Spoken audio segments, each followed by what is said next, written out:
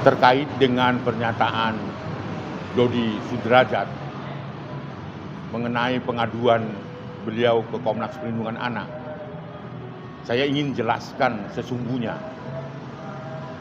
bahwa saudara Dodi datang menghubungi saya melalui WhatsApp untuk berkonsultasi menyangkut keluhan-keluhan beliau dalam kasus Gala sebagai anak yatim piatu yang diasuh oleh Haji Faisal. Kronologinya, Dodi memberikan semua keluhan-keluhan, antara lain beliau mengeluh sudah 1 bulan pada saat bertemu dengan saya tidak bisa bertemu dengan cucunya Gala. Lalu ada video-video yang disampaikan kepada saya sebagai dokumen, dikonsultasikan apakah itu praktek eksploitasi atau tidak. Lalu dengan informasi-informasi lain, bagaimana mereka berkonsultasi atau saudara Dodi berkonsultasi kepada Komnas Perlindungan Anak didampingi oleh penasihat hukumnya untuk melakukan upaya hukum, baik itu perwalian maupun pengasuhan. Semua disampaikan itu kepada saya secara kronologis. Namun pada pertemuan itu saya tidak menjelaskan apa-apa sebelum saya melakukan klarifikasi kepada terlapor, yakni Pak Haji Faisal yang diduga melakukan eksploitasi terhadap cucunya. Saya mohon izin kepada saudara Dodi waktu itu di dalam konferensi pers, saya menyatakan tidak bisa menjawab dan tidak bisa memberikan jalan keluar sebelum melakukan upaya visitasi kunjungan ke rumah Haji Faisal sebelum saya memberikan keputusan apa yang akan dilakukan oleh saudara Dodi. Lalu kemudian 2 minggu setelah pertemuan saya dengan saudara Dodi, saya memenuhi visitasi, berkunjung melihat sesungguhnya Gala dalam pengasuhan Pak Haji Faisal, berbincang dengan Pak Faisal, berbincang dengan keluarga.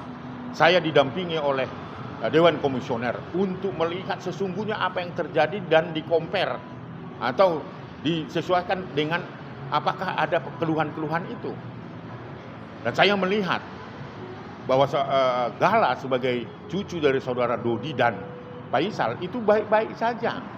Maka saya merekomendasikan dalam perspektif perlindungan anak, setelah kunjungan itu, biarkanlah Gala itu bertumbuh dan berkembang, diasuh oleh orang-orang yang mencintai dia, dan dia bukanlah menjadi korban-korban kekerasan. Saya lihat itu sangat cerdas, gembira dalam perspektif perlindungan anak.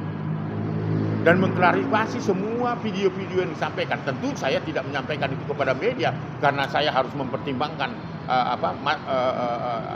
status atau hak dari Gala itu. Namun karena saya mengumumkan kepada publik seperti itu, ya, saya dianggap berpihak. Tidak, karena langkah berikutnya saya mengundang saudara Dodi untuk menyusun formulasi bagaimana pertemuan-pertemuan dan mediasi yang diharapkan oleh Pak Haji Faisal supaya bisa melakukan mediasi itu. Tetapi itu ditolak oleh saudara Dodi. Ya. Dengan hormat saya mengirimkan surat. Tujuannya adalah untuk mencari formulasi bagaimana nanti ada pertemuan mediasi, sekalipun itu masih dalam proses pengadilan, baik itu gugatan perwalian maupun pengasuhan. Tetapi ditolak oleh saudara Dodi. Jadi itu harus saya jelaskan kepada semua masyarakat bahwa etiket baik kita ditolak oleh saudara Dodi. Saya tidak tahu apa motivasinya. Namun seminggu setelah itu, tiba-tiba Pak Faisal menelepon saya bahwa saudara Dodi datang pagi-pagi bersama rombongannya, bersama lawyernya untuk meminta Pak saudara Faisal agar Gala itu bisa dibawa main-main ke Ancol dan dijanjikan sore harinya akan dikembalikan. Saya tidak tahu perbincangan apa di situ. Disitulah terjadi percakapan di dalam konferensi pers. Kemudian Dodi diwakili. Saya kira Dodi juga paham, walaupun yang menyampaikan itu adalah lawyer dari saudara Dodi, mengatakan bahwa saya tidak bisa menerima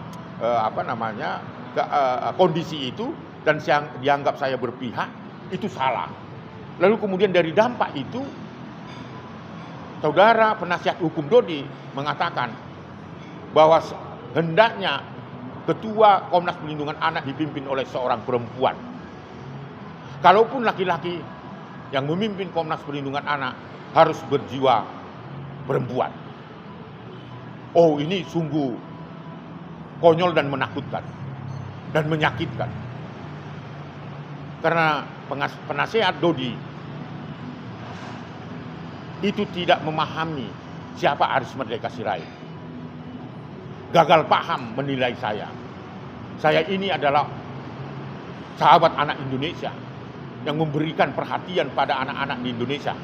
Saya ingatkan kepada Dodi, mari kita duduk bersama untuk menyelesaikan masalah ini. Dan hentikan menyatakan saya harus diganti. Sangat luar biasa. Saya kecewa terhadap itu.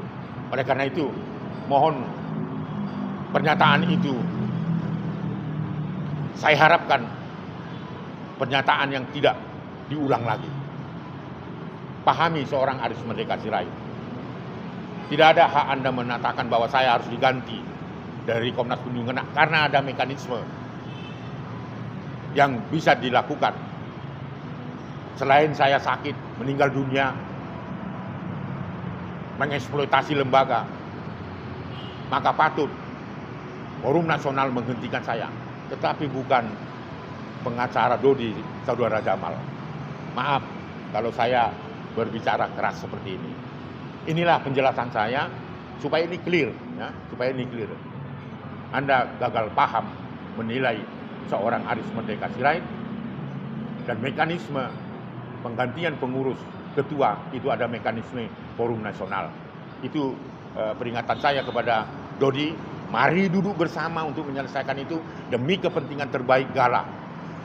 Saya masih membuka diri untuk melakukan itu demi kepentingan terbaik anak.